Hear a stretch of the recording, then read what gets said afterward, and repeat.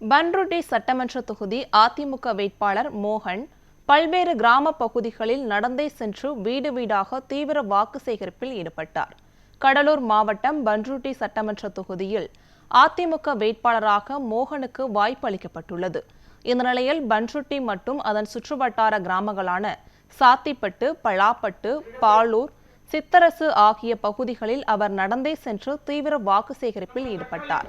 பாமக, பாரதிய ஜனதா கட்சி உள்ளிட்ட பல்வேறு கூட்டணி கட்சிகளின் தொண்டர்கள், நிர்வாகிகள் என 1000க்கும் மேற்பட்டோர் அவருடன் சேர்ந்து பரப்புரையில் ஈடுபட்டனர்.